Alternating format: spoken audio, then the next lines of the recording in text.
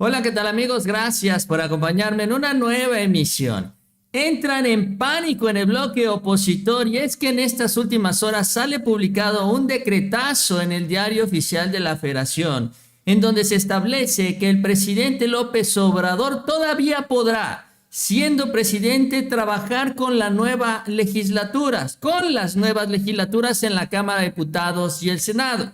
Esto significa que si en esta elección del 2024 le damos las 2/3 partes a la cuarta transformación, el presidente, que presentará sus iniciativas en unas cuantas semanas más, podrá impulsarlas todavía desde Palacio Nacional para que sean aprobadas en ese mes, antes de que él deje la presidencia de la República. De esto vamos a platicar el día de hoy porque ya en la oposición están enloquecidos, saliendo a defender a capa y espada a Xóchitl Gálvez, tratando de evitar que la diferencia sea grande y con esto que se alcancen las 2/3 partes para las reformas constitucionales. Así que les invito a que me acompañen durante los próximos minutos. Vamos a iniciar con todo esto, con la encuesta que aparece publicada el día de hoy. Los sondeos, las malas noticias que siguen recibiendo en el bloque de Xóchitl Gálvez. El día de hoy se confirma parte del resultado que también se dio a conocer por Mitofsky a inicios de esta semana. A Claudia Sheinbaum se le da el 61% de los votos y a Xóchitl Gálvez se le da el 31%. Básicamente seguimos con esto, con la diferencia de 2-1 entre Claudia y Xóchitl, una diferencia también irremontable en toda la extensión de la palabra. Sin embargo, bueno, sumado a lo que denuncia y lo que acusa la propia Xóchitl Gálvez de que dice que todas las encuestas están compradas, salen ya personajes como López Dóriga a dar ese último empujón, a realizar ese último esfuerzo, a decir que no todo está perdido, sino que al contrario también.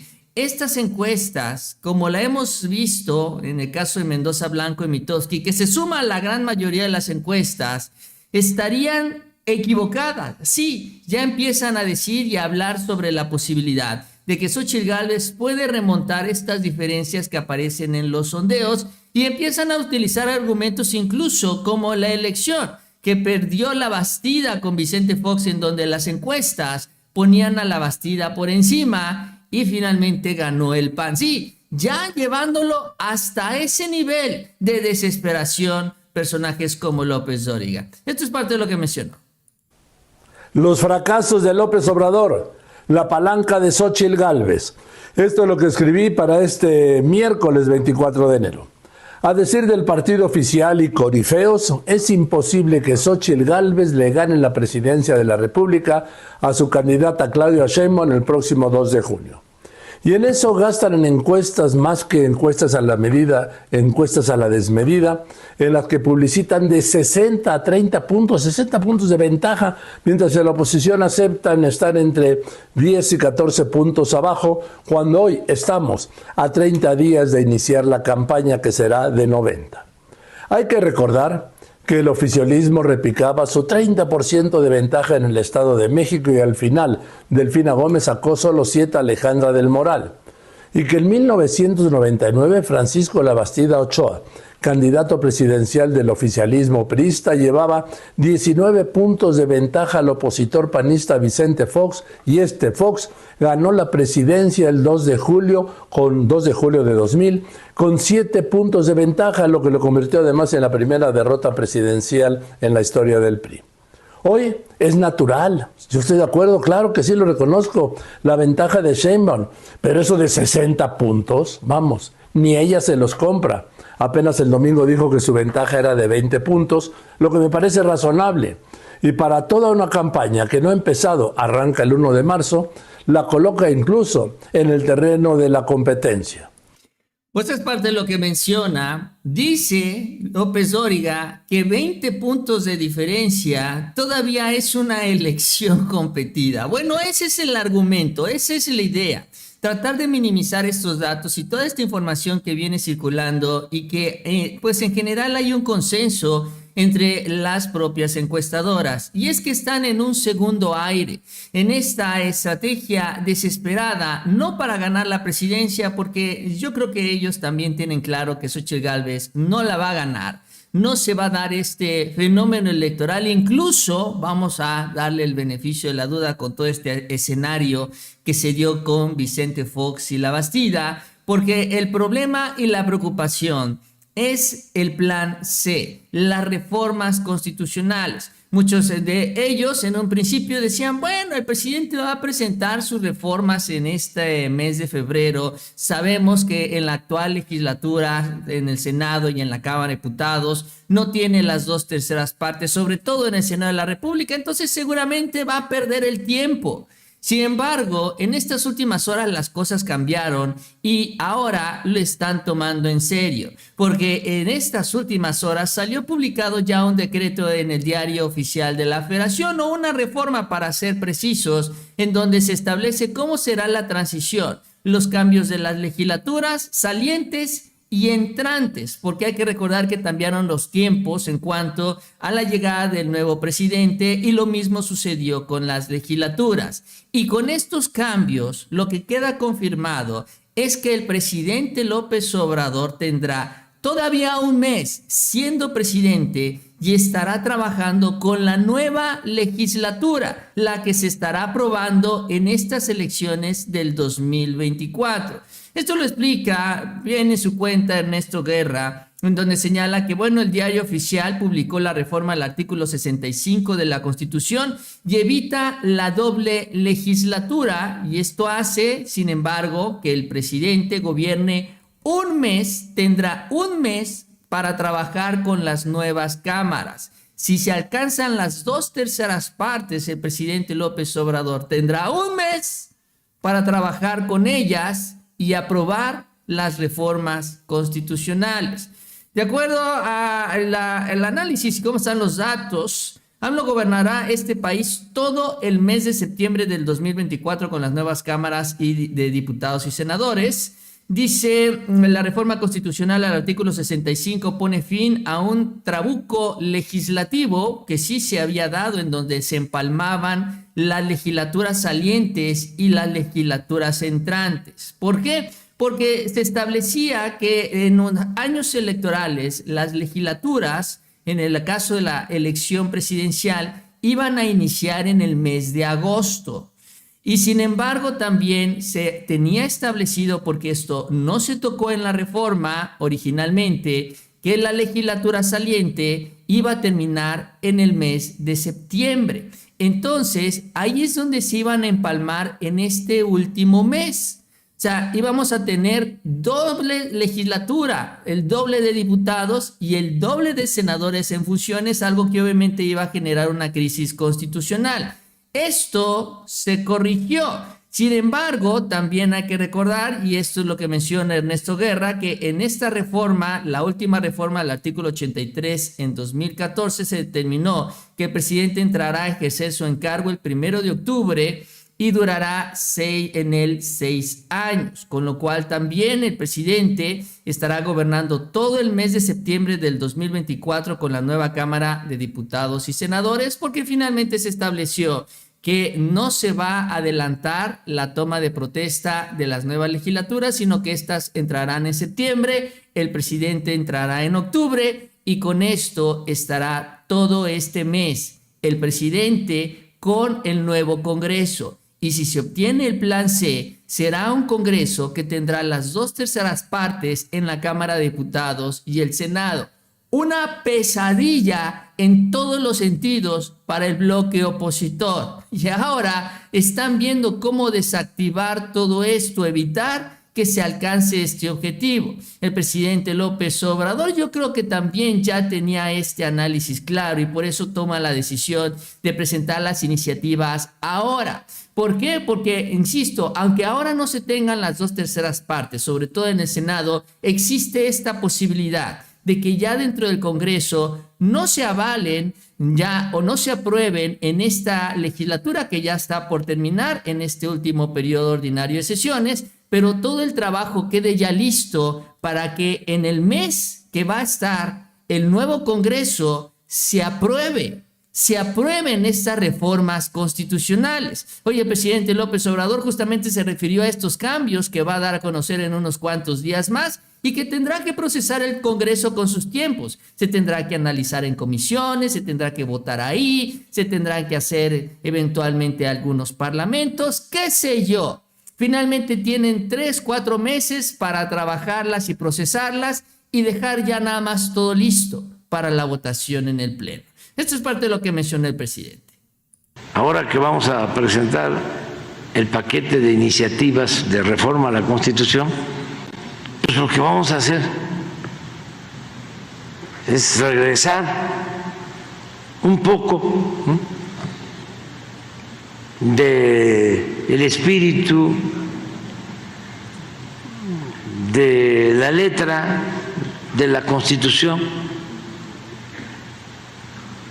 original del 17, sobre todo lo que tiene que ver con la justicia, porque todo eso lo quitaron en el periodo neoliberal. Y siempre hago la misma pregunta: ¿qué reformas hicieron en 36 años del periodo neoliberal en beneficio del pueblo? ¿Qué reformas constitucionales hicieron para beneficiar al pueblo? Todas en contra, todas a favor de intereses facciosos, intereses particulares. Por eso, pues tenemos que continuar esto de los contratos.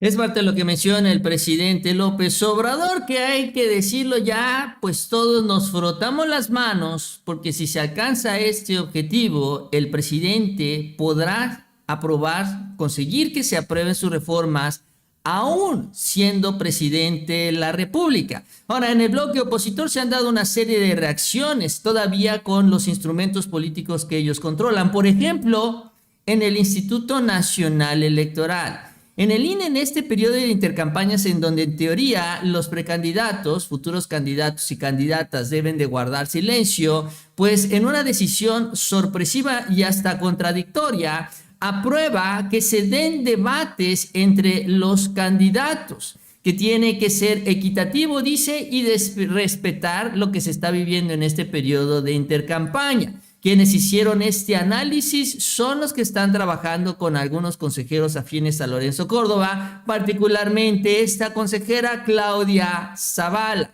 Es la propia Claudia Zavala la que sube esta nota aclaratoria en el portal del INE, señalando que está permitida la organización de debates y mesas de análisis por parte de los medios de comunicación y candidaturas electas durante la intercampaña, dándole espacio, dándole jugada también a esta línea que trae Xóchitl Gálvez, el PAN, el PRI y el PRD, de organizar debates por todos lados, para seguir presionando a Claudia Sheinbaum y retarla a debatir en el programa de López Dóriga, en el programa de Ciro. Vaya, no lo dudo que hasta la inviten a debatir o la reten a debatir en el programa de Carlos Loret. El INE ya le dio el visto bueno, por increíble que parezca, pero es este grupo de consejeros afines a Lorenzo Córdoba que hacen esta interpretación de una decisión del Tribunal Federal Electoral. Además de esto, también empiezan con la idea de fortalecer esto del supuesto cerco mediático en contra de Xóchitl Gálvez, para presionar también a quienes no están difundiendo la información a que apoyen esta causa opositora. En estas últimas horas, Proceso sacó un reportaje, y esto lo cita María Sher, donde según el Instituto del Derecho de las Telecomunicaciones, que quién sabe de dónde rayos salió, el Sistema Público de Radiodifusión, Grupo Multimedios, que sería básicamente Milenio, y ojo, aquí es donde se embarra todo el tema de Azucena Oresti, y el IPN cubrieron de manera desigual las precampañas presidenciales. Vaya, el Canal 11. Claudia Sheinbaum recibió la mayor cobertura en radio y televisión, Grupo Multimedios y el IPN, el Politécnico, editorializaron noticias con sesgo, de acuerdo a lo que se encuentra en este reportaje que aparece, les decía yo, en Proceso, donde dice: monitoreo de medios detecta favoritismo en SPR Milenio y el Politécnico por Claudia Sheinbaum. Eso, insisto, esto lo revela este Instituto de Derecho de las Telecomunicaciones, que básicamente y en pocas palabras lo que hace es tomar datos que da a conocer el Instituto Nacional Electoral, en donde se establece que si bien hay algunas diferencias en la cobertura de medios, ha sido mayormente equitativa. Realmente no ha sido tan distinta como lo presume el reportaje. La radio y televisión mexicanas, dicen los datos del INE, han destinado en total a Claudia Sheinbaum 147 horas, mientras que a Xóchitl Gálvez 134 horas. O sea, está bastante pareja la cobertura. No se puede quejar Xóchitl de este cerco mediático. A Álvarez Maínez le tocó 10 horas, pero se entiende porque finalmente él llegó tarde a la fiesta. Incluso se menciona que en el monitoreo del INE, el propio INE, que es el que está haciendo este monitoreo y que este Instituto de Telecomunicaciones usa como referencia, señala que, por ejemplo, TV Azteca, Televisa, Grupo Imagen, Fórmula y MBS tuvieron una cobertura muy equilibrada entre las dos precandidatas, y que, bueno, en el caso del Sistema Público de Radiodifusión se le dedicó el 71% a Claudia Sheinbaum, y que Multimedios, que básicamente es Milenio, es el medio con mayor tendencia a editorializar las noticias, y que el Politécnico se destacó por editorializar noticias con negatividad hacia Xóchitl Gálvez. O sea, finalmente tratan de decir que, bueno, si en Milenio se hacen editoriales, pero no se confirma que sean editoriales en contra de Xóchitl Gálvez. A esto es a lo que acusan al Politécnico en Canal 11. Y bueno, pues sí, también son los medios de la Cuarta Transformación. Entonces, sin embargo, ahí es donde quieren nuevamente embarrar este asunto de Milenio, de Azucena y del famoso cerco mediático. Pero también el mismo reportaje se autodesmiente, porque también en el INE se reporta un conjunto denominado radioconcesionarios comercial.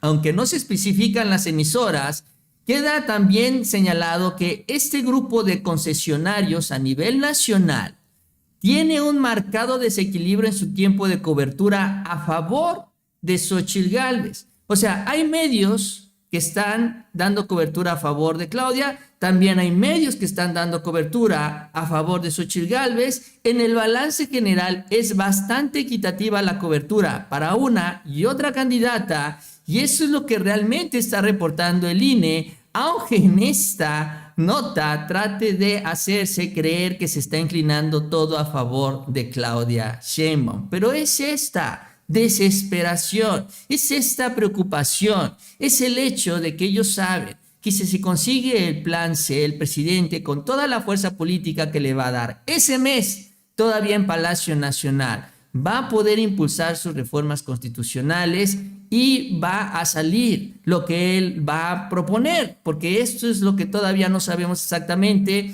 en el próximo 5 de febrero. Y esto los trae en pánico, ya insisto, no para ganar la presidencia, sino para evitar que se alcance el plan C. Y con esto proteger todavía estos cotos de poder que mantienen, como en el Poder Judicial, como en el INAI, COFESE, en fin, los organismos autónomos que todavía controlan y que están en riesgo de desaparecer.